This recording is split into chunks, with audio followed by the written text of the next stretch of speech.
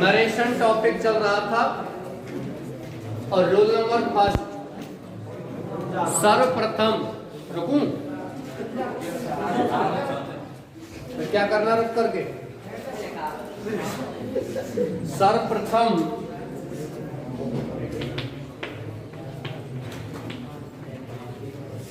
अपन यहीं तो थे और कहीं थे क्या, यहीं थे, रूल नंबर फर्स्ट पे थे ना। सर्वप्रथम आरवी क्लॉज को चेंज करते हैं,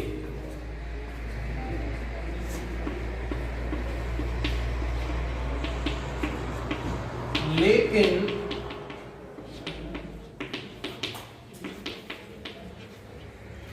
आरवी के सब्जेक्ट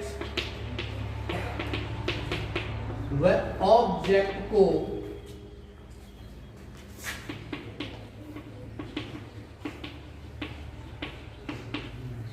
नहीं बदलते।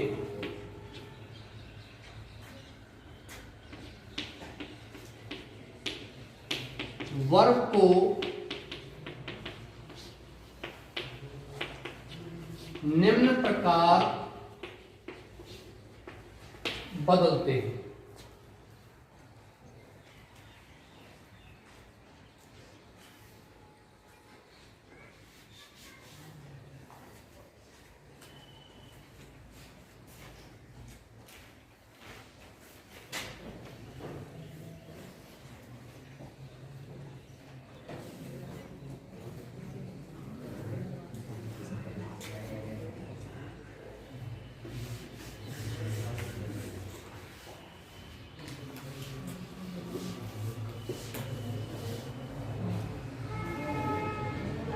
समझा दिया था मैंने उस दिन। First of all we change the RV clause, not RS. If you want to write in English then you can. And the subject and object of RV are not change. We change only the verb as following. निम्न प्रकार से verb को बदलते हैं। नीचे लिखिए, से,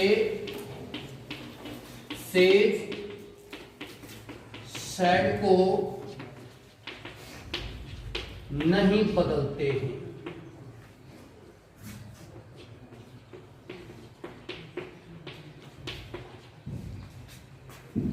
सेटू को टेल,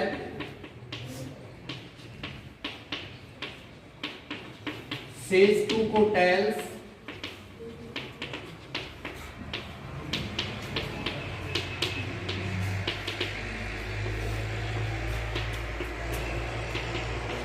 वह सेट टू को टोल्ड में बदलते हैं।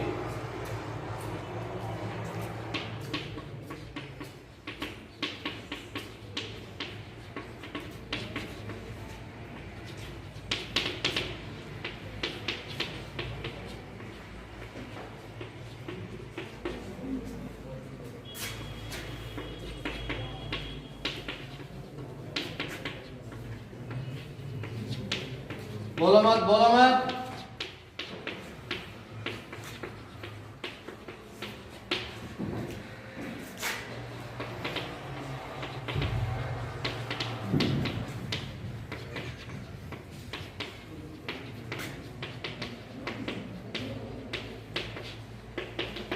ये आपका पहला नियम कंप्लीट हो गया। आरवी को पहले चेंज करते हैं। किसी विद्यार्थी को यहां कोई प्रॉब्लम हो तो पूछ सकता है। मैंने परसों बता दिया था, ये अलग बात है कि आरवी रिपोर्टिंग वर्ब में जो वर्ब है, क्रिया है, उसको ऑर्डर में बदलते हैं, सजेस्टेड में बदलते हैं, एडवाइज्ड में बदलते हैं, वो और बात है, आगे की बातें हैं। लेकिन फिलहाल बात कर रहे हैं केवल साधारण नकारात्मक प्रश्नवाचक वाक्यों की, जहां से शुरुआत होती है। एक्सक्लेमेटरी सेंटेंस है वो बाद में होंगे, इंपेरेटिव सेंटेंस है वो बाद में होंगे, ऑप्टेटिव सेंटेंस है वो बाद में होंगे, डबल एंड मोर सेंटेंस भी बाद में होंगे, टिपिकल और फ्रेगमेंट सेंटेंस भी बाद में होंगे। On the mobile, on the phone वाले सेंटेंस है वो भी इसके बाद करवाए जाएंगे। बहुत सारी चीजें आपको नरेशन में भी पढ़नी है। पहला नियम कहता है, समझा दिया था मैंने, इस तरीके से आरवी क्लॉज है और इस तरीके से कौन सा क्लॉज है, आरएस। आरवी का कर्ता यहां आएगा, कर्म यहां आएगा, बीच में वर्ब आती है। कर्ता क्रिया कर्म ऐसे आते कि नहीं आते, स्ट्रक्चर ऐसा ही तो होता है। But we do not change the subject and object of RV.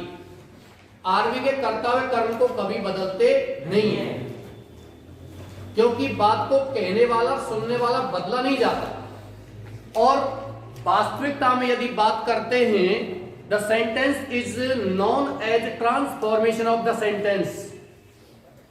चाहे एक्टिव से पैसिव में बदल रहे हैं, वो भी क्या कहलाता है, ट्रांसफॉर्मेशन ऑफ द सेंटेंस, यानी कि वाक्य का रूपांतरण, परिवर्तन। वो भी बिना अर्थ बदले हुए। अर्थ नहीं बदलता है, कभी भी अर्थ नहीं बदलता है। जैसे कि वह लंबा है, इसको नकारात्मक सेंटेंस में यदि आप बदलते हो तो कैसे बदलोगे, क्या कहोगे, नहीं वह लंबा नहीं है, नहीं होगा, वह ठिकना नहीं है, ये होगा। ट्रांसफॉर्मेशन का मतलब ये नहीं है, वो तो आपने फिर तो ट्रांसफॉर्म नहीं किया है, वो तो आप चेंज कर दिया, उसका भाव बदल गया। वह लंबा है, इसका नकारात्मक बदल रहे हो और आपने कह दिया वह लंबा नहीं है, तो इसका मतलब क्या हुआ, वो तो लंबा है और आप कह रहे हो वो लंबा नहीं। और सेंटेंस नकारात्मक को लिखना है तो क्या लिखोगे, वह ठिकना नहीं। ये ध्यान रखिए। सूर्य पूरब में उगता है, इस सेंटेंस को आप प्रश्नवाचक में चेंज कीजिए। क्या सूर्य पूरब में नहीं उगता है, यानी कि 100% सूर्य पूरब में उगता है। यहां किसी को कोई दिक्कत है इसमें? दोबारा और सेंटेंस दूंगा तो समझाऊंगा। रोल नंबर सेकंड डाल दीजिए।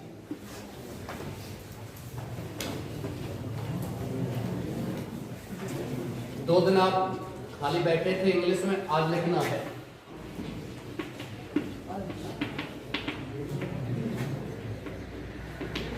आरवी क्लॉज के बाद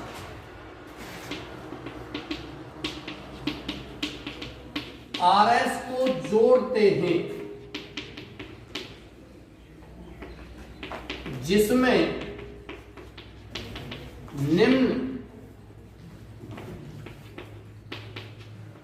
प्रकार कनेक्टर लगाते हैं।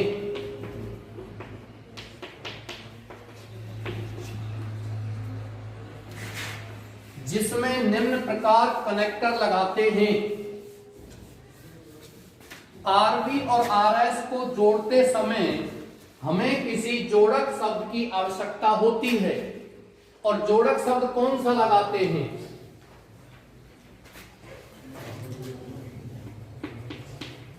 रोमन संख्या में लिखिए। फर्स्ट,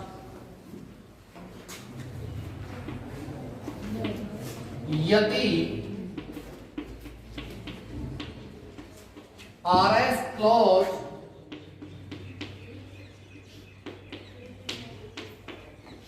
किसी कर्ता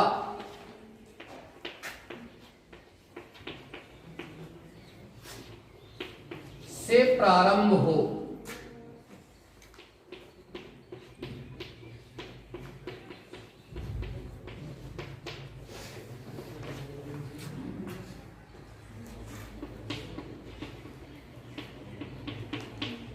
तो कनेक्टर दैट लगाते हैं।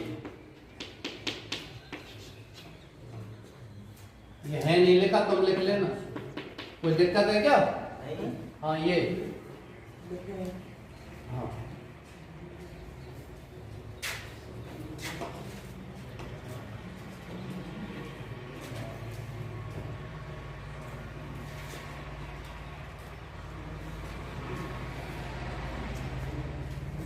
सेकंड कनेक्टर की बात करते हैं।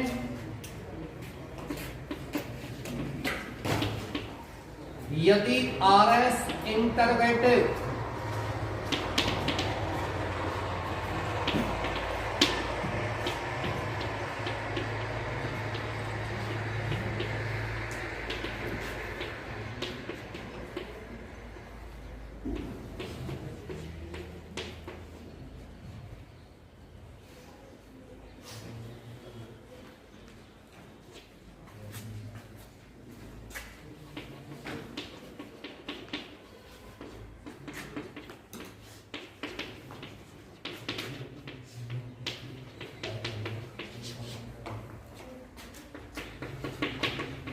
तीसरी बात करते हैं, 3 नियम तक मैंने आपको उस दिन थोड़ा सा समझा दिया था, है ना? तो 3 नियम मैं यहां लिखाऊंगा फिर आगे समझाऊंगा। तीसरी बात करते हैं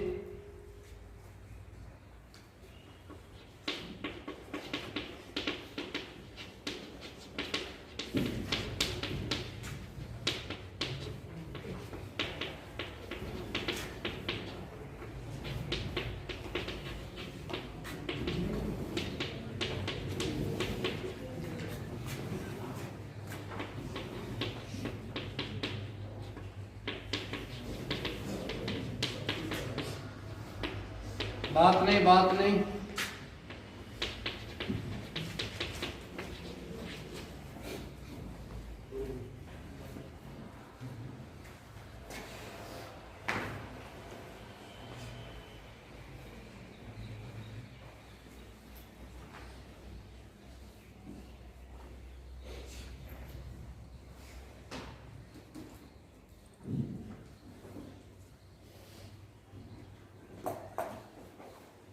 दृष्टि पैमाना देखते हैं कितनी दूर तक नजर आ जाता है।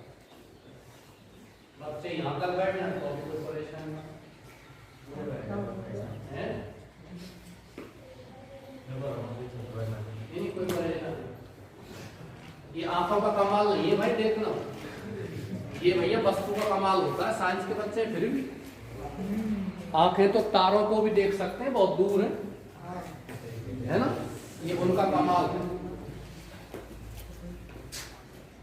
अभी मैं कोई सुई पटक देता हूँ तो वो नजर नहीं आएगी, और वह छतरी है वो नजर आती है। ये कमाल हमारी आंखों का थोड़ी, छतरी का कमाल। साइंस पढ़े वो, फिजिक्स में आप पढ़ लोगे एक चीज, और शायद 10th में पढ़ लिया होगा। लेकिन एक चीज ध्यान रखिए, science is not a theory, science is practical. English, Hindi ये थ्योरी में आती हैं, सैद्धांतिक लिटरेचर है, लेकिन विज्ञान पढ़ते हो तो उसको चीजों को करके देखिए, लाइव चीजें देखा करो। सर कोई उदाहरण बताते हैं तो उसको अपने दैनिक जीवन में लाइए, भूल नहीं सकते कभी भी। और आप केवल किताबी तरीके से पढ़ोगे, आज पढ़ लोगे कल भूल जाओगे, कल नहीं तो परसों भूल जाओगे। कोई भी चीज यहां से पढ़ के जाते हो, घर पर जरूर आप उसको दोहरान कीजिए, तभी वो चीज बाद में रिकॉल हो जाएगी। दोहरान नहीं करेंगे तो फिर रिकॉल नहीं होगी। ये आपका सेकंड रूल है। If anyone wants to write the sentences in English then he can, यदि RS क्लॉज किसी कर्ता से प्रारंभ हो, if RS clause begins with any subject, or you can say if RS clause is affirmative or negative, then in this condition you will apply connector that. If RS clause is interrogative, means to say if RS clause begins with any helping verb or modals and there is a question mark behind the clause, then you will apply the connector if or whether. If RS clause begins with any WH or how word and there is question mark behind the clause, then you will apply the same WH how word as a connector. कहने को मतलब ये है, हम YWH शब्द है जोड़क शब्द लगा देते हैं, क्योंकि WH शब्द, हाउ शब्द अपने आप में प्रश्न सूचक शब्द तो होते ही हैं, ये दो क्लॉजेज को जोड़ने का काम भी करते हैं। किसी को यहां तक कोई प्रॉब्लम? अभी प्रॉब्लम तो बाद में शुरू होगी, मैं यहां समझाऊंगा सेंटेंस। एक रूल और जल्दी से लिख लेते हैं, फिर सेंटेंस में आपको समझाता हूं। हालांकि उसके बाद और दो रूल और आ जाएंगे आपका, टेंस संबंधी और टाइम एंड स्पेस समय और दूरी संबंधी। लेकिन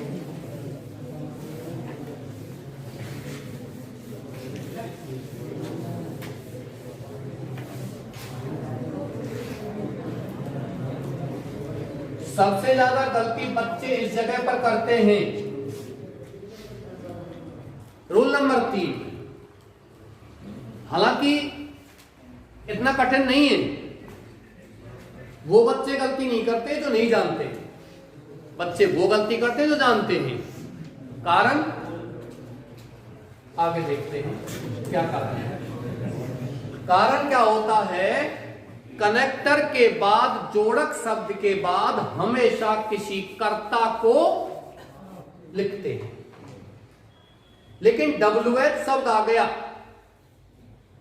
RS में, या कोई और प्रश्नवाचक सेंटेंस आ गया, तो हम कनेक्टर के जस्ट बाद हमें RS में क्या दिया हुआ आता है, सहायक क्रिया, हम उसे लिख देते हैं और सेंटेंस वहां गलत हो जाता है। वो मैं समझाऊंगा। देखिए, कनेक्टर के बाद उस बच्चे कनेक्टिव लिखना चाहते हैं तो वो लिख सकते हैं, दोनों का एक ही अर्थ होगा। कनेक्टर के बाद RS के सब्जेक्ट को लिखते हैं। यदि RS में कोई प्रोनाउन, पर्सनल प्रोनाउन लिख लेना, कोई पर्सनल प्रोनाउन है तो निम्न टेबल व रूल्स के अनुसार बदलते हैं। यहां आपको एक प्रोनाउन टेबल बनानी है, सर्वनाम की सारणी बनानी है।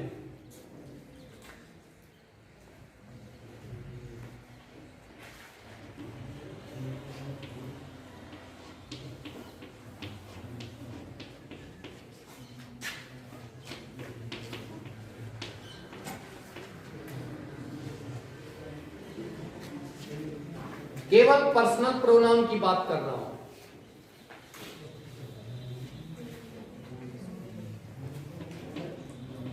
पर्सन,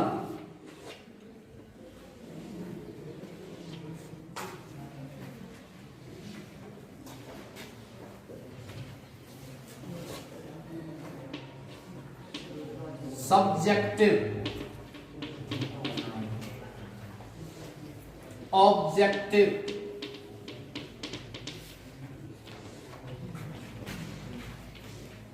पजेसिव,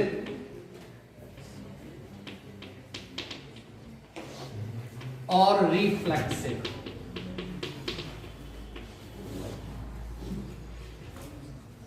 लिखते लिखते थकान है गई हो तो अब ये बना लो, फिर अपन समझाते हैं। 3 मिनट तक खाली रहे।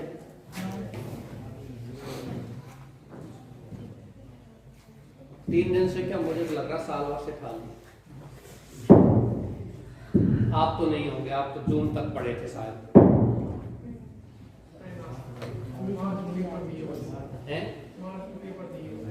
नहीं, उसमें जून तक नहीं पढ़े थे ना, पेपर जून में, मई जून में, और फिर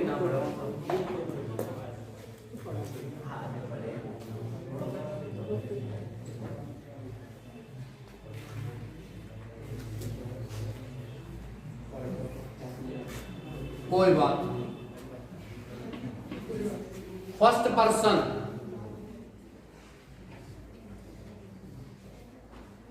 किसी विद्यार्थी ने फर्स्ट इस प्रकार लिखा है तो एसटी मत लगाना है इसमें,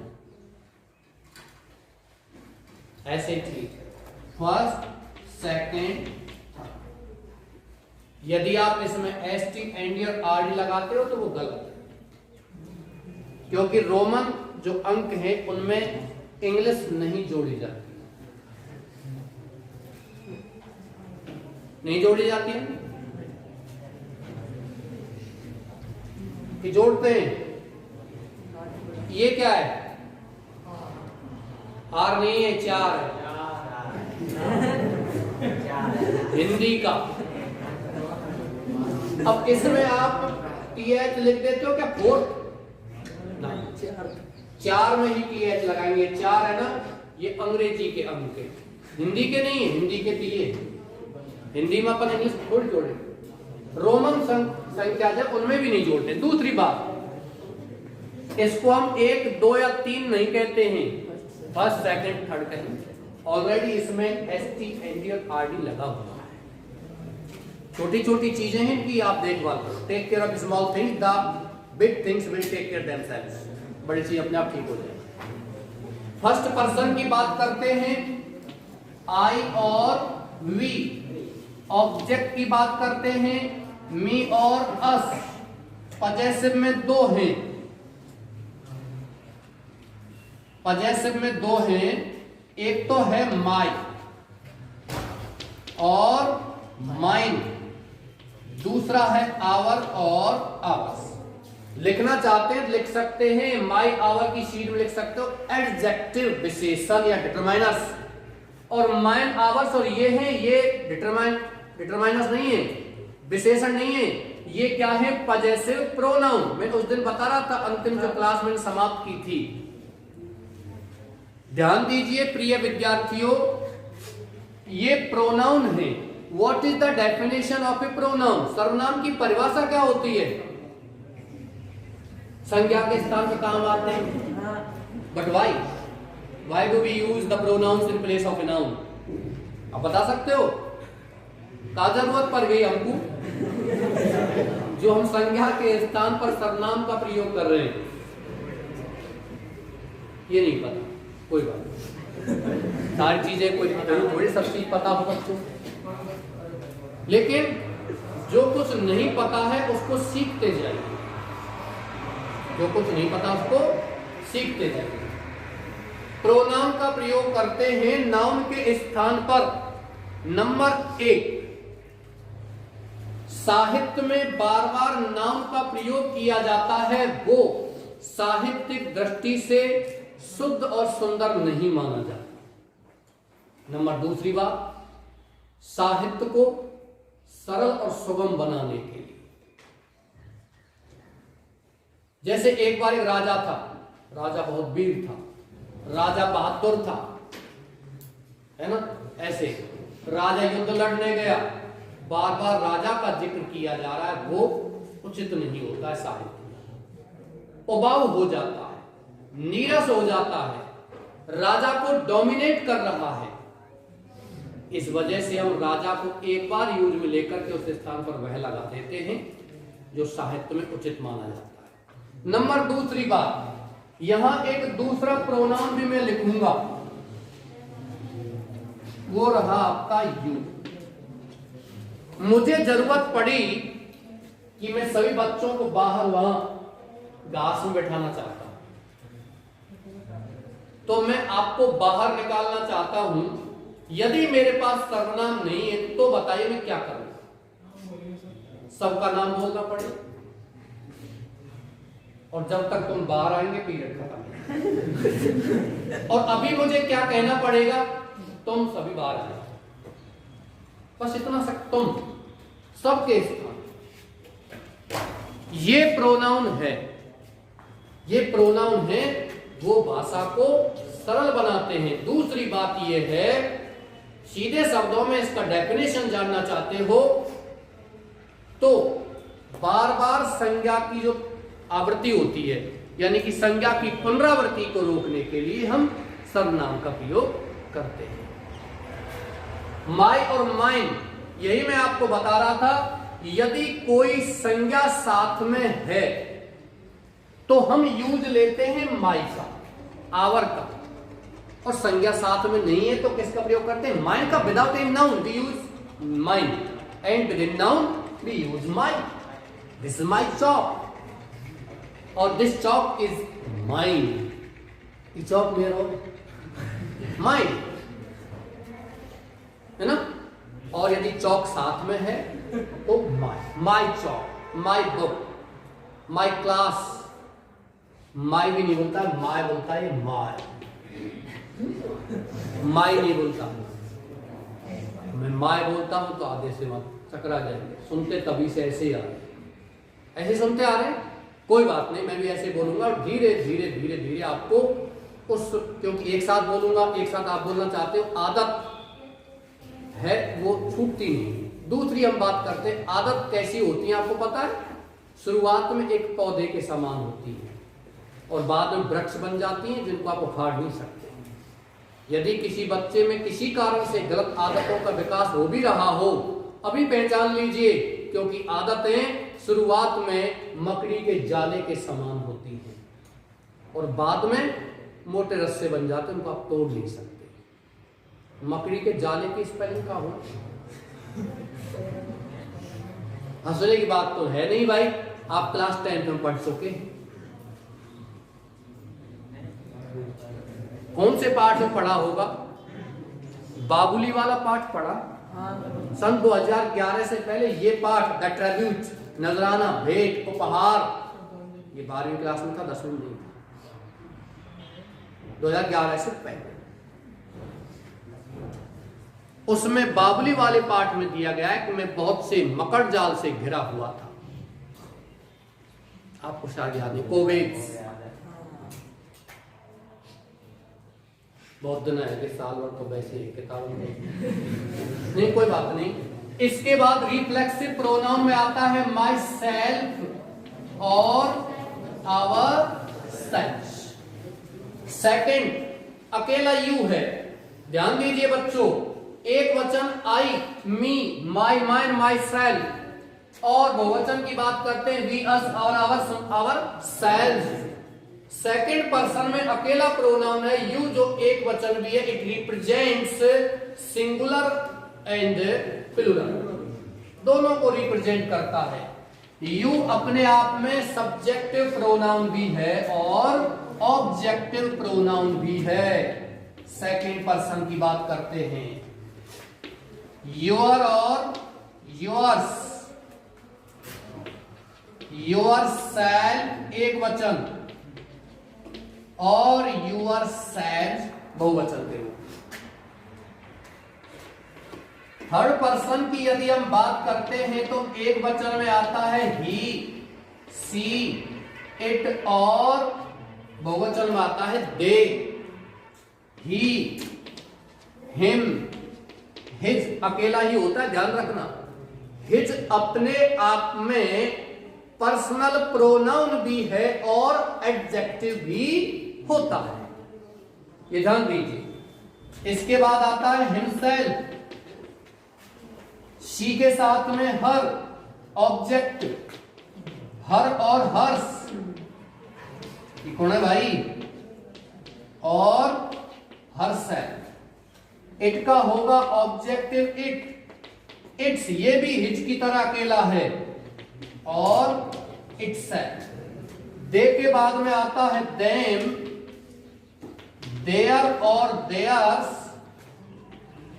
देम सेल्फ। ये आपकी प्रोनाउन टेबल है, सर्वनाम की सारणी है।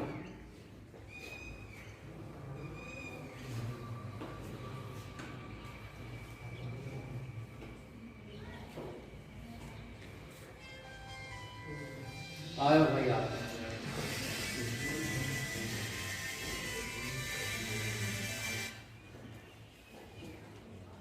जी हाँ जी,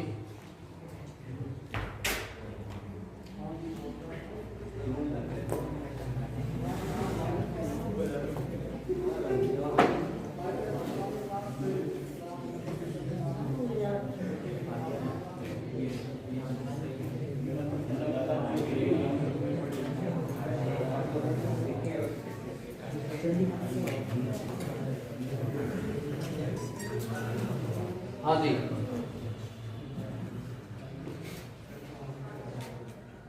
ये आपके प्रोनाउन टेबल आपने बना ली होगी और लंबी डेफिनेशन के बजाय लिखाऊंगा तो मैं वो भी नियम तो वो भी लिखाऊंगा किस किस तरीके से चेंज करने, लेकिन माइंड में बिल्कुल शॉर्ट जाइए, माइंड में शॉर्ट जाइए। उस दिन बताया था सन/123, बस इसको माइंड में रखिए। कॉपी पर आप कितनी लंबी परिभाषा लिखते हो नो मैटर, लेकिन माइंड में आपके छोटी सी परिभाषा होना चाहिए जिसको आप कंप्लीटली डिफाइन कर सको, कंप्लीटली आप उसको एक्सप्लेन कर सको। जितनी छोटी चीजें माइंड में रखोगे और उनको एक्सप्लेन करने का तरीका रखोगे, उतनी ही चीजें विस्तार होती जाएगी। कॉपी पर आप कितना ही लंबी डेफिनेशन लिखिए, कोई दिक्कत नहीं। और आप कॉपी में लंबी डेफिनेशन लिख रहे हो, उसी को आप रट्टा मार रहे हो, फिर कहीं ना कहीं भूल रहे हैं, वो नहीं होना चाहिए, समझ में आना चाहिए।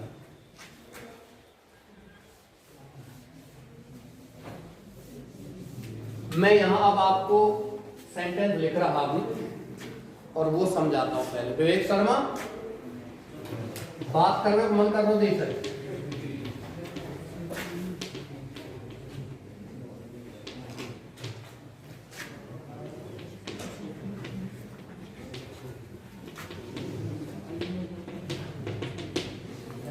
ये सेंटेंस मैंने आपको शुरू के दिन भी लिखा था शायद। He said to me, I do my work myself. इसमें ये जानबूझकर मैंने ये प्रोनाउन लिखे हैं आई, माई और माई सेल्फ, समझाने के उद्देश्य से। ये आपका आरबी क्लॉज है और वो वाला कौन सा है आरएस। तो बताइए पहले उस क्लॉज को चेंज करेंगे, इसको इस क्लॉज को चेंज करेंगे, कर्ता, क्रिया और कर्म। प्रपोजिशन से हमें कोई मतलब नहीं, बस इतना मतलब है कि सैड टू को चेंज करेंगे टोल्ड में। ध्यान रखना, हम सैड अकेला चेंज नहीं कर रहे हैं, किसको चेंज कर रहे हैं, सैड टू। ये तो जनरल बात है समझने वाली, और आप सीखने वाली बात करते हो तो उस दिन बता दिया था sad is a verb that takes two preposition behind it before the object, but told is a verb that does not take two preposition behind it before the object। means to say, कहने का मतलब ये है said एक ऐसी क्रिया है जो अपने पीछे टू preposition क्रम से पहले लेती है, जबकि told नहीं लेती है, आस्क्ड नहीं लेती है, ऑर्डर्ड नहीं लेती है, एडवाइज नहीं लेती है, सजेस्टेड के बाद टू आता है कर्म से पहले, प्रपोज नहीं लेती है। ये ध्यान रखना, ऐसी बहुत क्रियाएं हैं जैसे टॉक के बाद टू का प्रयोग करते हैं, लिसन के बाद टू का प्रयोग करते हैं, जैसे टॉक टू मी, मुझसे बात करो, लिसन टू मी, मेरी बात सुनो, तो वहां टू प्रपोजिशन आया हुआ, because these are the verbs that take to preposition behind them, अपने पीछे टू प्रपोजिशन रखती हैं। ये क्रिया का मतलब, और आप समझने की बात करते हो, समझ लीजिए साइड टू को टोल्ड में बदला है, टू का कोई मतलब नहीं। ही को किस में चेंज करेंगे, सी में चेंज नहीं कर सकते, क्योंकि बात को कहने वाला कैसे बदल सकता है। मैंने कहा वह दिल्ली गया, अब ऐसे थोड़ी कह सकता है तुमने ये बात सुनी, अब तुम अपने घर जाकर इस सेंटेंस का दौरान करके ये थोड़ी कह सकते हो कमल गुरु जी ने कही वह दिल्ली गया, कमल गुरु ने थोड़ी कही बात तो मैंने कही भाई, आप इसको चेंज नहीं कर सकते। मुझसे कहा तो ऐसा थोड़ी है मैं आपसे कह रहा हूं वह दिल्ली गया, और आप घर जाके ये कह रहे हो कि सर ने कहा है मनोज सर से, उनसे थोड़ी कही मैं किसको कह रहा हूं, आपको कह रहा हूं। That is why the subject and object are never changed, इनको बदला नहीं जाता है, हमें केवल ट्रांसफॉर्म कर रहे हैं। सेट टू को बदलेंगे, किसमें बदलेंगे, 4-5 बच्चों की आवाज आई बस। कुछ बच्चे ऐसे हैं जो जानते हैं उन्होंने बोल दिया, कुछ बच्चे ऐसे हैं जो जानते हैं बोलना नहीं चाहते, आराम बैठे काफी बोल के जा रहे। कुछ बच्चे ऐसे हैं जो जानते हैं लेकिन इसलिए नहीं बोल पाते कि और बच्चा काटेंगे। एक बच्चा बीच में बोल जाए सब बच्चे उसकी तरफ देखते हैं, वो इसलिए नहीं बोल पाता। और कुछ बच्चे ऐसे हैं जो जानते नहीं हैं, और कुछ और बच गए जिनको कहते हैं न्यूट्रल। न्यूट्रल मतलब गाड़ी न्यूट्रल गियर रहे हो, वो शब्द होता है न्यूट्रल। जिसको हिंदी में कहते हैं तटस्थ, ना इधर ना इधर।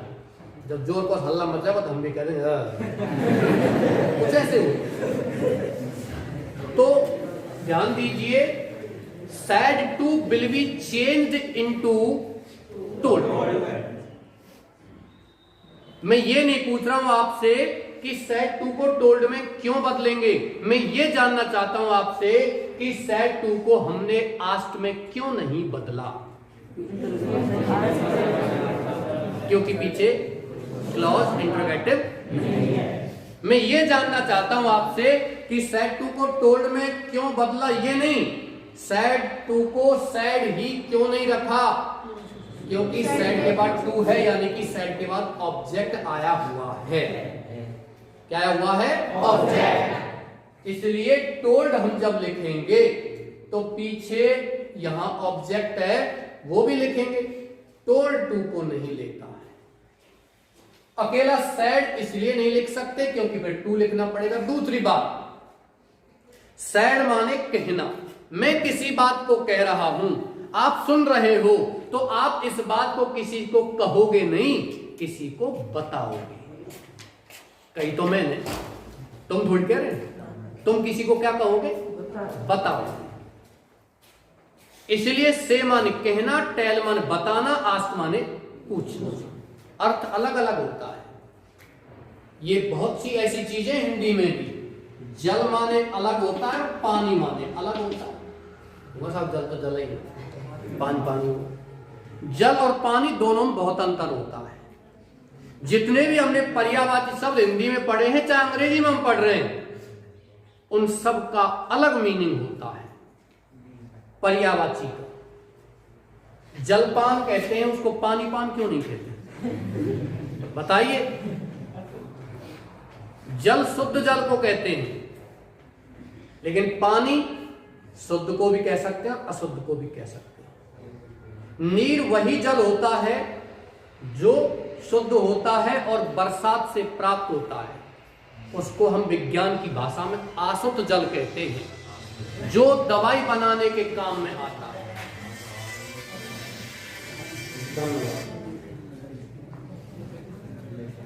ठीक भाई, ये हो गया। सेट टू के संबंध लेंगे टोल्ड में, और ऑब्जेक्ट क्या हो गया? मी। किसी बच्चे को यहां तक कोई प्रॉब्लम हो, बिना किसी हेजिटेशन के पूछ सकते हैं। आगे चलें।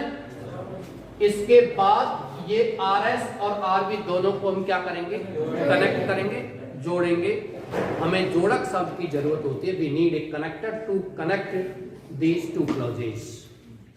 तो यहां दो क्लॉज को जोड़ेंगे, कनेक्टर क्या लगाएंगे? दैट क्यों लगाया इसके स्थान पर? ये चीजों को जानिए कि WH शब्द या वाइट हो गया, बात ना करो, मैं ये फ्लाइट मोड कर दिया।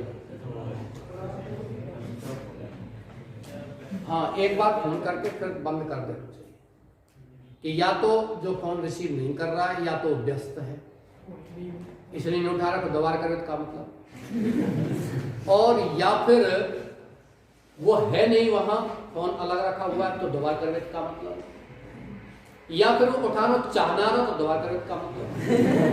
मैं ये हाँ, तो दैट ये मत जानिए कि दैट कनेक्टर हम क्यों लगा रहे हैं।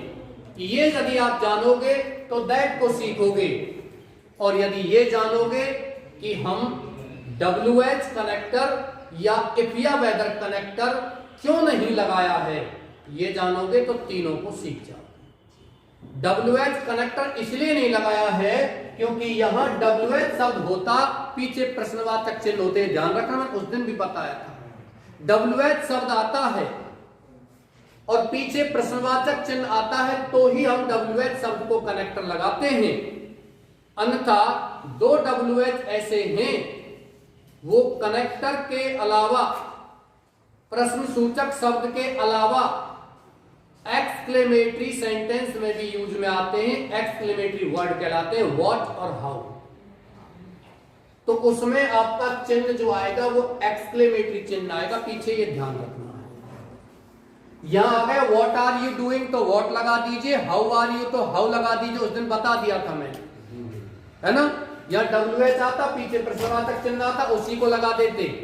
यहां कोई सहायक क्रिया आती, is are in goes were has have do did can to sell should will would may might must to you clear और नीडंट, ये यहां आती है और पीछे प्रश्नवाचक चिन्ह आता, यस नो टाइप क्वेश्चन ये कहलाते हैं। उसी सेंटेंस में इफ या वेदर लगा देते हैं।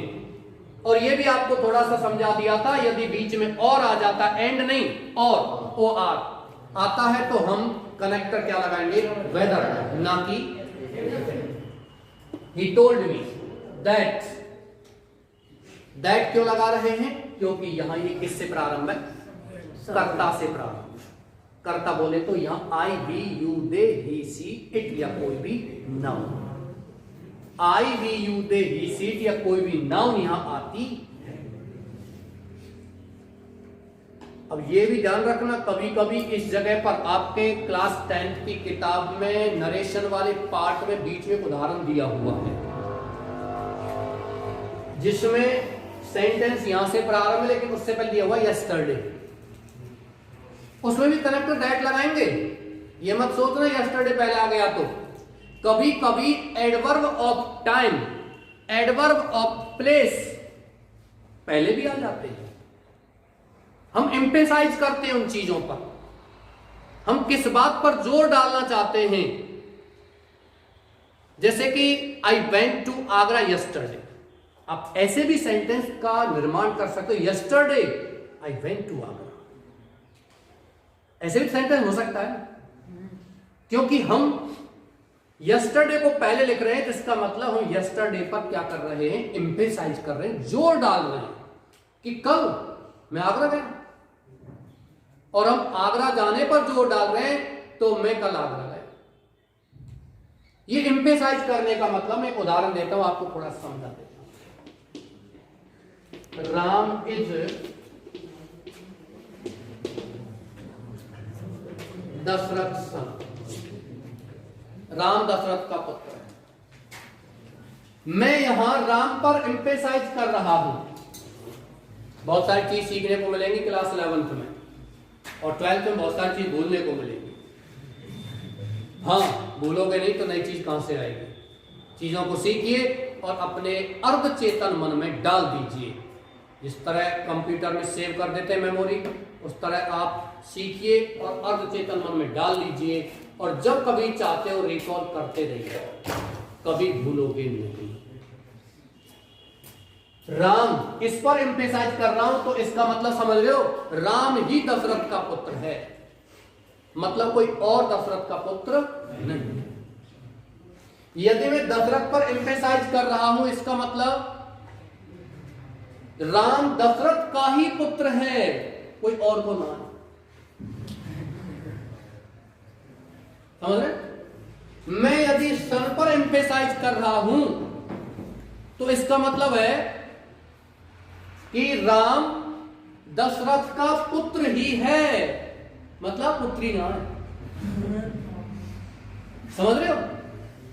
तो कहने का मतलब हम किस चीज पर स्ट्रेस डाल रहे हैं, ये जरूरी होता है। अब मान के चलिए यहां यस्टरडे आ गया, yesterday I did my work my self, ये होता, तब भी हम कनेक्टर क्या लगाते हैं, क्योंकि आपका सेंटेंस तो वही कर्ता से प्रारंभ है। माना कि पहले आपका एडवर्ब ऑफ टाइम आ गया है, एडवर्ब ऑफ प्लेस आ गया है।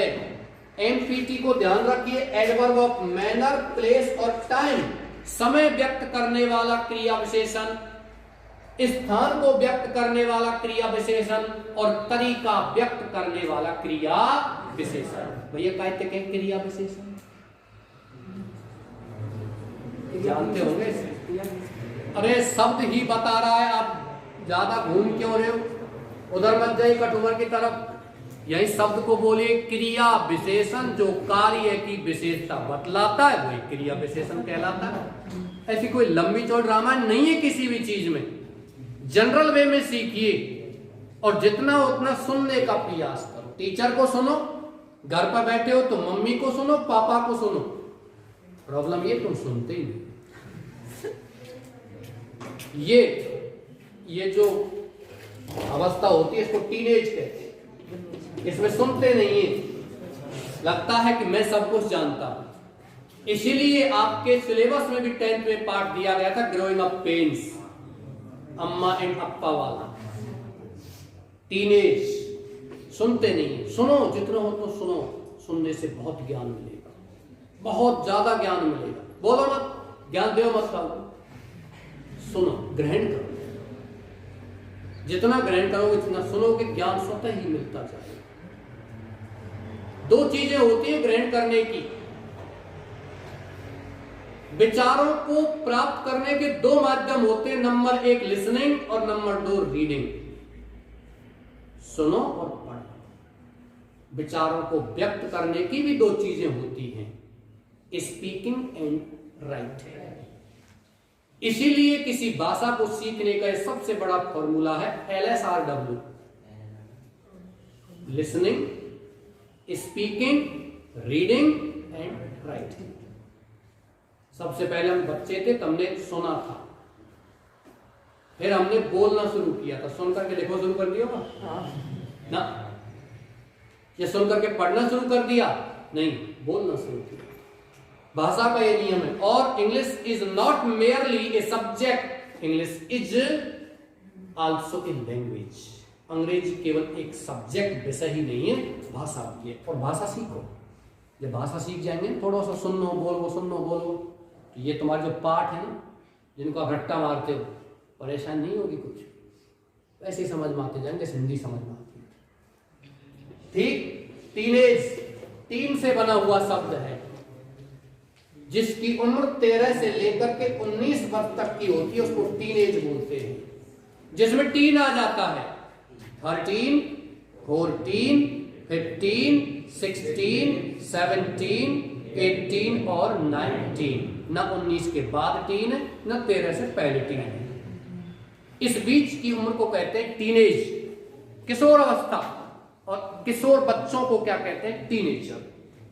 ये आपने क्लास 10th में शब्द पढ़ा हो। चलिए, डैग लगा दिया, यहां तक किसी को कोई परेशानी? अब आप जो भी कनेक्टर लगा रहे हो, डैग लगा रहे हो, इफ या वेदर लगा रहे हो, या कोई WH शब्द लगा रहे हो, इसके जस्ट बाद हम कर्ता को लिखते हैं। किसको लिखते हैं? कर्ता। यहाँ कौन है? यहाँ गलती कैसे होती है? इस जगह पर इफ या वेदर लगा रहे हैं तो कर्ता यहाँ मिलता है दूसरे स्थान पर। इस जगह पर यदि हम कोई WH शब्द लगा रहे हैं तो कर्ता कहाँ मिलता है? तीसरे स्थान पर मिलता है, वहीं से उठा करके लाइए। जैसे कि मैं एक उदाहरण देता हूं, आर यू क्रेजी? पागल है तू? क्रेजी पागल, जबकि सन की, और कर्ता कहां है? दूसरे नंबर पर। और मैं कहता हूं व्हाई आर यू क्रेजी? क्यों है तू पागल? अब कर्ता कौन सा नंबर पर आ गया? ठीक है, तो ध्यान दीजिए। और डैट लगा रहे तो कर्ता पहले नंबर पर ही आता है।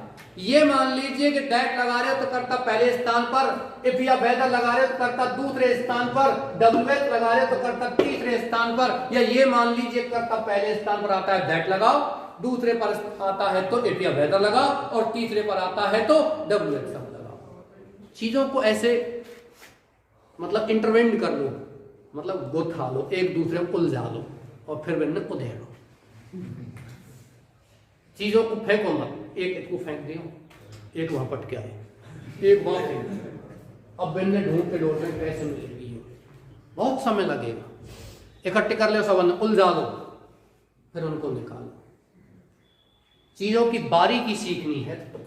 दैट लगा लिया। अब देखते हैं आई। प्लीज टेल मी, कौन सा पर्सन है आई? First person. बिल्कुल समझ में आ गया। लेकिन फर्स्ट पर्सन में भी कई चीजें हैं। फर्स्ट पर्सन में सब्जेक्टिव है, ऑब्जेक्टिव है, पजेसिव है, रिफ्लेक्सिव है। ये क्या है? Subjective. I is first person subjective. ध्यान रखना, कर्ता के स्थान पर कर्ता ही लिखते हैं, कर्म नहीं लिखेंगे। आई यहां कर्ता के रूप में आया है तो ये मान लीजिए यहां से लेकर के यहां तक जो भी सर्वनाम है कर्ता वाले, इनमें से कुछ लिखेंगे। पर क्या लिखेंगे इस बात को कौन बताएगा? RB clause. आरबी क्लॉज बताएगा। कैसे बताएगा? यहां आई फर्स्ट पर्सन है और फर्स्ट पर्सन का प्रोनाउन दिया गया है, तो आरवी के सब्जेक्ट के अनुसार, कर्ता के अनुसार बदलते हैं। बदलते नहीं बदलते? कर्ता कौन है यहाँ? ही। और सेकंड पर्सन आता है तो आरवी के ऑब्जेक्ट यानी कि कर्म के अनुसार बदलते हैं, और थर्ड पर्सन को बदलते ही नहीं। कहने का मतलब यदि आरएस में फर्स्ट पर्सन का प्रोनाउन है तो मान लो ये वही है। यदि आरएस में सेकंड पर्सन का प्रोनाउन है तो ये है, और आरएस में थर्ड पर्सन का प्रोनाउन है, ना तो वो ये है ना वो ये है, वो पता नहीं कौन है, जो है उसी को रख दो, उसको परेशान करने की जरूरत नहीं।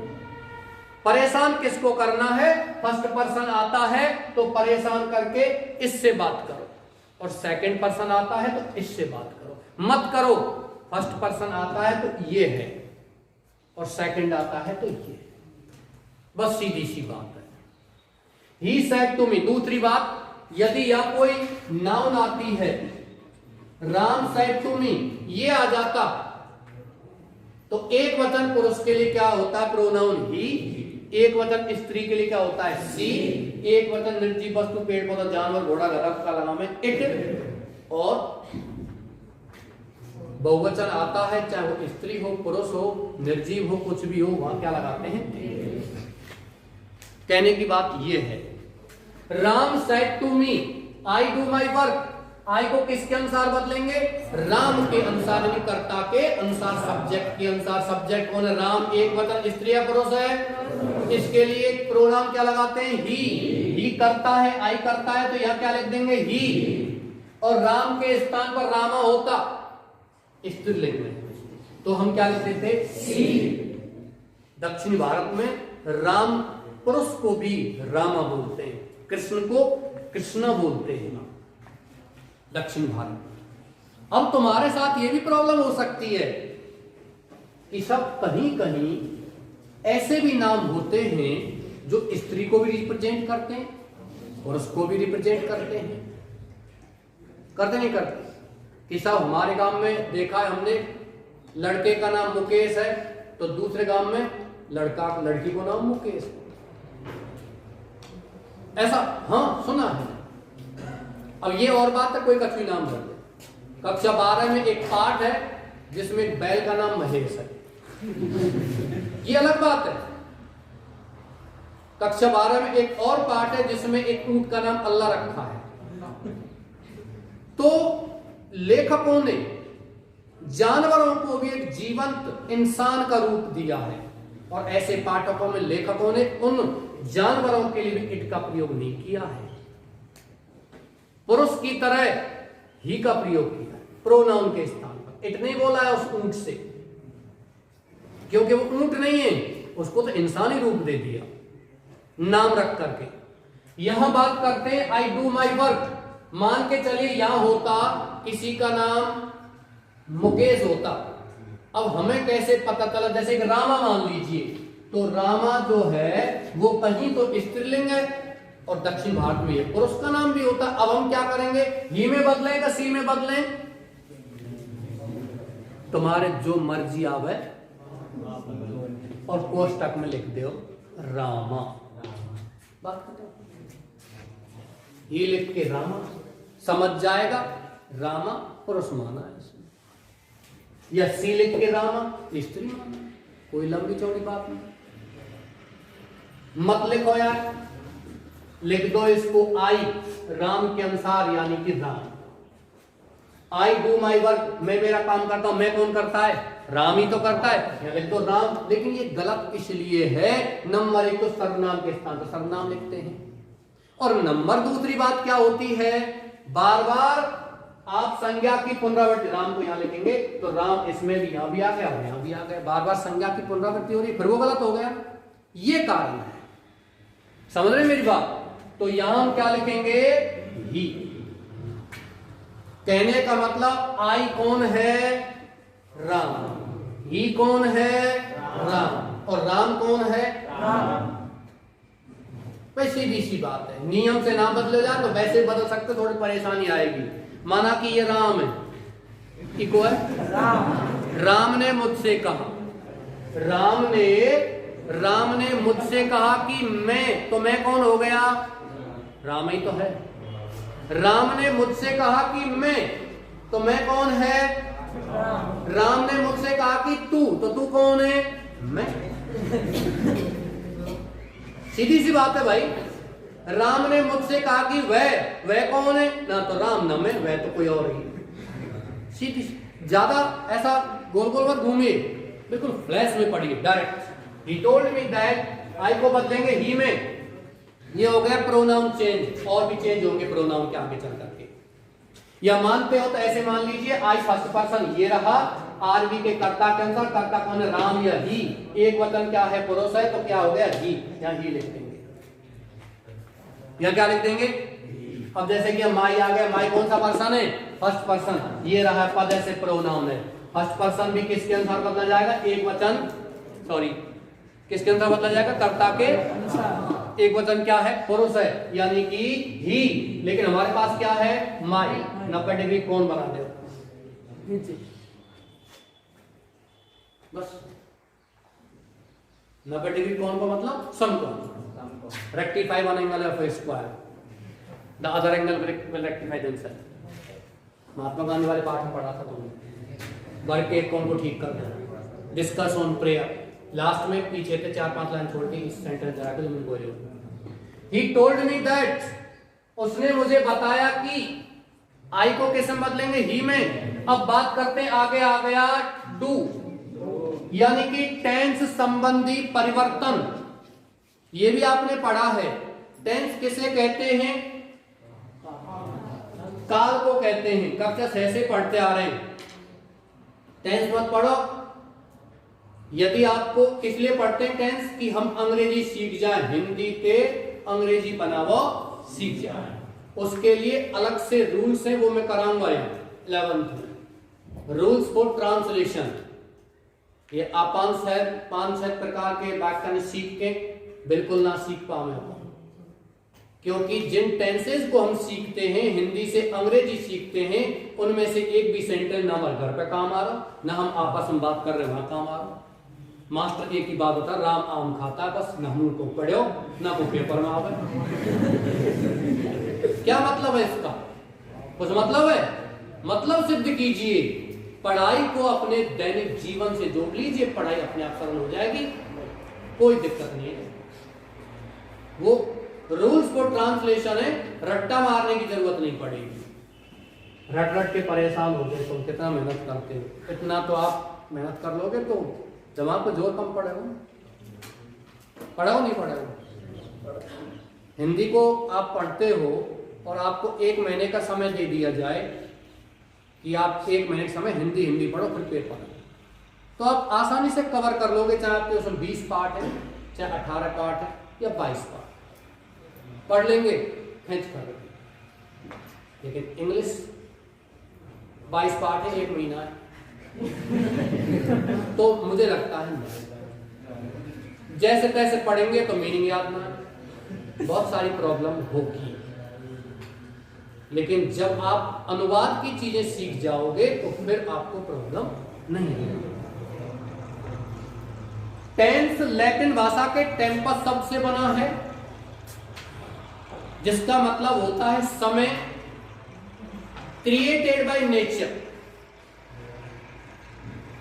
प्रकृति के द्वारा बनाया गया समय, जिस पर मानव अपना डोमिनेट नहीं रखता है, उसको टेंस कहते हैं, उसको काल कहते हैं। और वैसे बात करते हैं अपनी लैंग्वेज में, अंग्रेजी सीखने की बात करते हैं। प्रिय विद्यार्थियों, 2 चीजें याद कर लो, एक तो मुख्य क्रिया और एक सहायक क्रिया। टेंस हो गया क्लियर, और कुछ नहीं टेंस में, दोनों चीज बदलती रहती है, मैं आपको बताता रहता हूं इन चीजों को। मुख्य क्रिया की first form, second form, third form, ऐसे यही आता रहता है।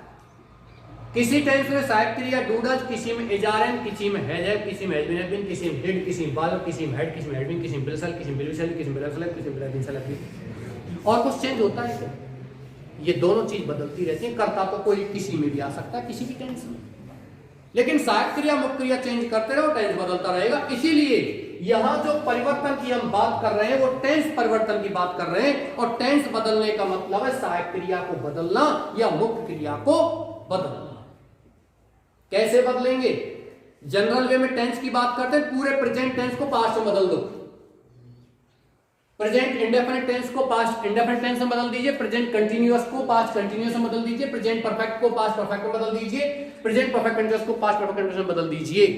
पास्ट इंडेफिनिट आता है तो पास्ट परफेक्ट में बदल दीजिए, पास्ट कंटीन्यूअस आता है पास्ट परफेक्ट कंटीन्यूअस में बदल दीजिए, कैन को में, सेल को में, बिल को में, मे को माइट में बदल दीजिए, code word no change, code word को बदलते नहीं। धीरे बोलूंगा, कुछ बच्चों को लगता है कि पता नहीं क्या हो गया, धीरे बोलो, धीरे बोलो, वो आदत वैसी है रही है ना 12th वाली, तो जितने बच्चे तेजी से रिसीव करते हैं उतनी तेजी से फिर टीचर और भागता चला जाता है। यहाँ तो 12th का नहीं चल रहा है, कहाँ अपने यहाँ तो 12th का इंग्लिश, क्योंकि अपन ने ऑनलाइन बिल्कुल कंप्लीट करा दिया सिलेबस 12th का, वहाँ चल रहा है विद्या देवी, तो वहाँ हैबिट ऐसी पड़ रही है, बस बोलते जाना, 2.5-3 घंटे क्लास चलती है, बोलते जाना बोलते जाना बोलते जाना। तो कभी कभी मैं भूल जाता हूँ कि मैं 11th में हूँ, स्टेप बाय स्टेप चलता। तो कुछ बच्चों को लगता है कि मैं बोल रहा हूँ, कोई बात नहीं। He told me that he too। अब टेंस की बात नहीं करेंगे तो सहायक क्रिया मुख्य क्रिया की बात करेंगे। सुनिए, यदि मुख्य क्रिया की फर्स्ट फॉर्म आती है तो किसे बदल दीजिए? सेकंड। यहां मुख्य क्रिया की फर्स्ट फॉर्म आती है तो किसे बदल दीजिए? सेकंड। यदि इस जगह पर सहायक क्रिया आती है डू या डज और उसके साथ लगता है नॉट और मुख्य क्रिया की फर्स्ट फॉर्म, तो बदल देंगे डिड नॉट, और फर्स्ट फॉर्म तो है जैसी, तो डिड के साथ फर्स्ट आती है। यदि सहायक क्रिया डू डज आती है, मुख्य क्रिया की फर्स्ट फॉर्म आती है, प्रश्नवाचक चिन्ह आता है, तो डू डज को हटाइए, प्रश्नवाचक चिन्ह को हटाइए और मुख्य क्रिया की सेकंड फॉर्म में बदल दीजिए, क्योंकि वाक्य प्रश्नवाचक वाला नीचे वाले में साधारण बन जाता है और पास्ट टेंस में साधारण वाक्य मुख्य क्रिया की सेकंड फॉर्म आती है। अब इसकी बात करते हैं तो ध्यान रखना, here in this sentence do is not a helping verb, it is a main verb, the first form of the main verb. यहां डू सहायक क्रिया थोड़ी है, क्या है डू? मुख्य क्रिया की फर्स्ट फॉर्म, मुख्य क्रिया की फर्स्ट फॉर्म है, इसलिए मुख्य क्रिया की सेकंड फॉर्म में बदल देंगे, किसमें? डिड में। सहायक क्रिया नहीं है, ये क्या है? मुख्य क्रिया है। सहायक क्रिया होती तो डू डज के साथ में नॉट आता या कोई प्रश्नवाचक वाक्य आता, तब डू डज सहायक क्रिया होती। अब तो ये मुख्य क्रिया है, इसकी सेकंड फॉर्म बदल दो। इजारे में आता है तो वॉज वर्ब में बदल दो, पीछे क्या है उसको चेंज करने की जरूरत नहीं है, क्योंकि प्रेजेंट कंटीन्यूअस में फर्स्ट आईएनजी आता है, पास्ट कंटीन्यूअस में फर्स्ट आईएनजी आता है, उसको परेशान करने की जरूरत नहीं है। इजारे में बदल दो बस। है जब आता है हैड में बदल दो, दो टेंस क्लियर हो गए। हैज या हैव आता है, दोनों 3 टेंस क्लियर हो गए।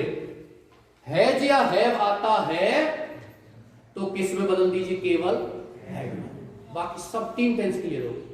3 टेंस कैसे क्लियर हो गए? नंबर 1 तो प्रेजेंट परफेक्ट टेंस क्लियर हो गया। प्रेजेंट परफेक्ट में क्या आता है? हैज है, मुख्य क्रिया की थर्ड फॉर्म।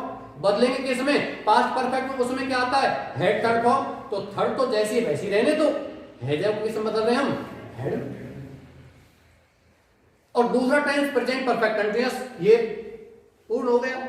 उसमें क्या आता है? हैज बीन या हैव बीन फर्स्ट आईएनजी, तो हम हैज बीन हैज है किस में बदल? हैड में, तो हैड बीन फर्स्ट आईएनजी किस में आता है? Past perfect continuous. और तीसरा टेंस कौन सा क्लियर हो गया? हैज और हैव कभी कभी प्रेजेंट इंडेफिनिट टेंस में और आती है। I have a pair of shoes, मेरे पास एक जोड़ी जूते हैं, तो उसमें हैज हैव किस में बदल देंगे? हैड। प्रेजेंट इंडेफिनिट टेंस है, एक जोड़ी जूते रखता हूं, पास्ट क्या हो गया? रखता था, हैड। 3 टेंस क्लियर हो रहे हैं, केवल हैज हैव को बदल दो हैड, कुछ नहीं बदलने की आवश्यकता है। यदि बीन आता है तो अगले टेंस में भी आएगा, आईएनजी आता है तो अगले टेंस में भी आएगा, थर्ड फॉर्म आती है तो अगले टेंस में भी आएगा। तुम्हें परेशान होने की जरूरत नहीं है, ऐसे लंबे चौड़े मत भागो। थर्ड फॉर्म आती है तो थर्ड फॉर्म में बदल देते हैं। थर्ड फॉर्म को थर्ड में कैसे बदल देंगे, वो तो ऑलरेडी है, उसको मत परेशान, जैसा है वहीं रहने दो। डू को किस बदल दिया, डिड में, है ना। फिर आता है पास्ट इंडेफिनिट टेंस, मुख्य क्रिया की सेकंड फॉर्म आती है तो हेड थर्ड में बदल दो, और डिड फर्स्ट आती है तो भी हेड थर्ड में बदल दो। यदि आपको आता है past continuous tense was were, तो वॉज वर को किस बदल दो, हैड बीन में। आईएनजी को बदलने की जरूरत नहीं है, क्योंकि कंटिन्यूअस में, पास्ट कंटिन्यूअस में आईएनजी लगा हुआ है, तो ध्यान दीजिए परफेक्ट कंटिन्यूअस में भी एमबी फर्स्ट के साथ क्या आता है, आईएनजी, उसको भी चेंज करने की जरूरत नहीं है बिल्कुल। कैन को कुड में, सेल को शुड में, विल को वुड में, मे को माइट में बदलते हैं, कुड को शुड को बदलते नहीं। एक मस्ट और है जिसको हम हैड टू में बदलते हैं, और मस्ट का मस्ट भी रहता है। यदि कोई परमानेंट इफेक्ट रहता है तो मस्ट को हम चेंज करते नहीं। और इसके बाद टाइम एंड स्पेस, समय और दूरी संबंधी परिवर्तन भी आता है। दिस को दैट में, दीज को दोज में, हियर को देयर में, बदलते नहीं बदलते, ये पढ़े होंगे, अगली सारणी है। लेकिन थोड़ी थोड़ी चीजें, एक्सेप्शंस और ऑलवेज देयर, अपवाद सब जगह होते हैं, थोड़ी थोड़ी छोटी छोटी चीजें भी ध्यान रखनी है। यदि दिस के साथ में ये वर्ल्ड और ये अर्थ आता है तो हम दिस को दैट में बदलते नहीं है। I am happy in this world, मैं संसार में बहुत प्रसन्न हूं। इन दिस वर्ल्ड, यदि ये आता है तो आपको इन दिस वर्ल्ड को इन दैट वर्ल्ड में नहीं बदलना, क्योंकि कोई दूसरा संसार नहीं है। ऑन दिस अर्थ, इस पृथ्वी पर, तो इसमें आप दैट में थोड़ी बदल देंगे। ऑन दैट अर्थ, उस पृथ्वी पर, कौन सी पृथ्वी और दूसरी कोई पृथ्वी है? या फिर इस पृथ्वी से छोड़ के तुम कहीं और जा रहे हो, दूसरी पृथ्वी पर बताएंगे हम बा पृथ्वी को बहुत अच्छे, अब या पृथ्वी पर अच्छे ना, कहीं भी जाओगे आप पृथ्वी तो यही रहेगी, इसलिए उसमें दिस को दैट में बदलना नहीं है। ठीक, आगे चलते हैं।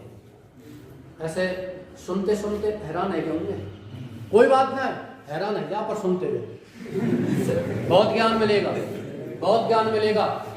100% चीजों को सुनते हो और 10% भी आप उनको ग्रहण करते हो तो कभी भूलोगे नहीं। आदत क्या होती है बच्चों की, बोर्ड पर लिखा उतारियो सब, कॉपी पर रख दियो, ले भाई कॉपी, तू जानते हो काम जानू, सब कुछ उतार तो अपने माइंड को जोर पाड़ो थोड़ा सा। He told me that he did। अब छोटी सी बात और यहां आती है, हम इस टेंस को कब बदलते हैं, जब यहां आरबी में कौन सा टेंस हो, पास्ट। ये भी आपको ध्यान रखना। यदि इस जगह पर प्रेजेंट टेंस या फ्यूचर टेंस की वर्ब है, यदि इस जगह पर से या से दिया गया है, विल या शैल से दिया गया है, तब हम इसके टेंस को बदलते नहीं हैं। ये टेंस केवल और केवल कब बदला जाएगा, जब आरबी में कौन सा टेंस हो, past tense. If RB clause has past tense then we change the tense of RS clause.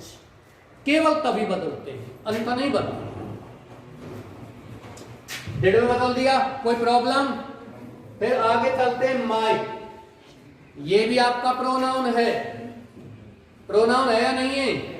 माई कौन सा प्रोनाउन है, पजेसिव प्रोनाउन, फर्स्ट पर्सन है, आरवी के कर्ता के अनुसार। कर्ता कौन है, राम, यही मान लो, कुछ भी मान लो।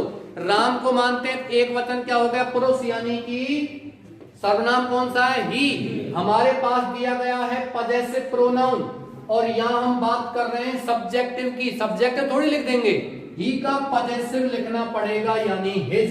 आप क्या लिख दोगे यहाँ, हिज। अब बात करते हैं कि यहां राम के स्थान पर रामा यानी स्त्रीलिंग होता तो क्या होता। माई कौन सा पर्सन है, फर्स्ट पर्सन, आरवी के कर्ता के अनुसार, कर्ता रामा, एक वचन स्त्री, क्या होगा यहाँ सी, और सी का पजेसिव क्या लिखोगे, हर। तब क्या लिख देते यहाँ, यहाँ क्या लिख देते, कोई प्रॉब्लम?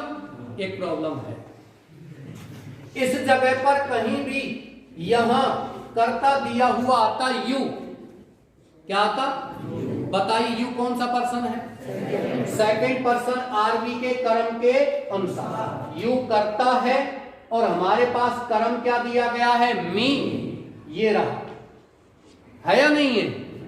है या नहीं है? लेकिन यहां यू कर्ता दिया गया है तो हम कर्ता ही लिखेंगे।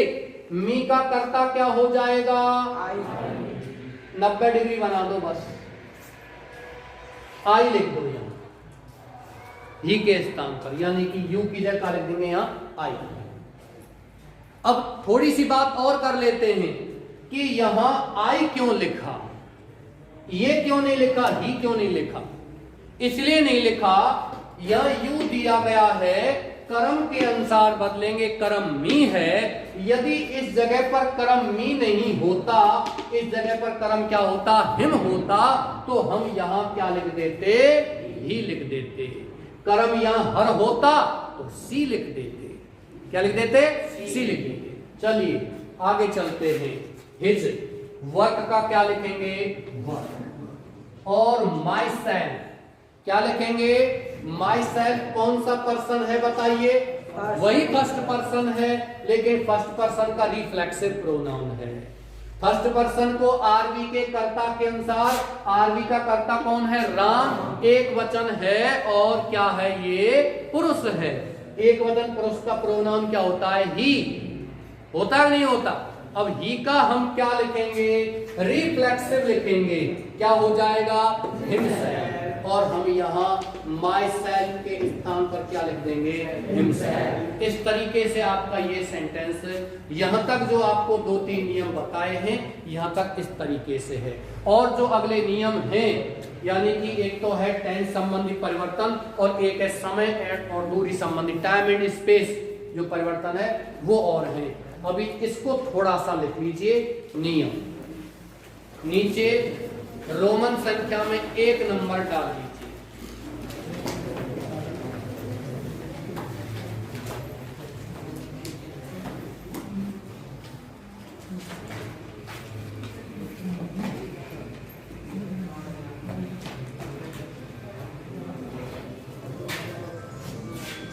बिल्कुल 11 रोमन संख्या में 1 डाल करके लिखिए, यदि आरएस में फर्स्ट पर्सन का प्रोनाउन है, ये सारणी तो आपने बना ली होगी ना? ठीक, बहुत अच्छे। यदि आरएस में फर्स्ट पर्सन, पर्सन की स्पेलिंग PERSON, नहीं आप कमजोर नहीं है, ये मेरी आदत है। यदि आरएस में फर्स्ट पर्सन का प्रोनाउन है तो उसे आरवी के सब्जेक्ट के अनुसार बदलते हैं।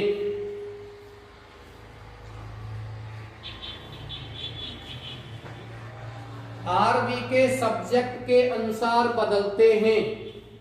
कोई बच्चा इंग्लिश में लिखना चाहता है लिख सकता है, if there is first person pronoun in reported speech then we change the pronoun according to the subject of RV. ऐसे लिख सकते हो। कोई अंग्रेजी लिखना चाहे तो वो बता दी, मैं बोलता हूं। रोमन संख्या में नंबर 2 डाल करके लिखिए, यदि आरएस में सेकंड पर्सन का प्रोनाउन है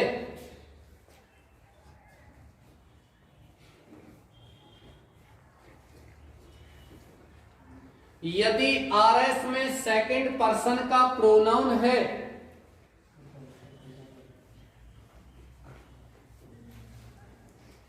तो उसे आरवी के ऑब्जेक्ट के अनुसार बदलते हैं।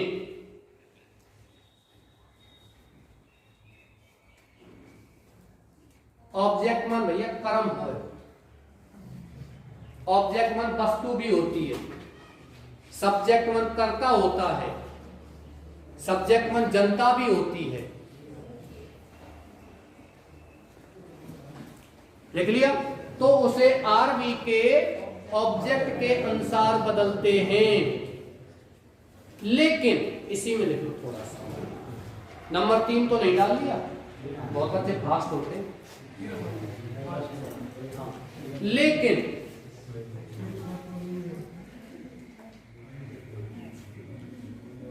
आरवी में कर्म दिया हुआ नहीं है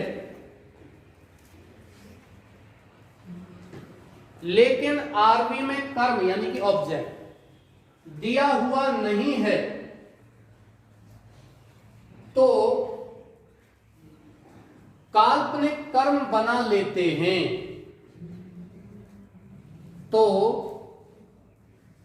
काल्पनिक कर्म बना लेते हैं।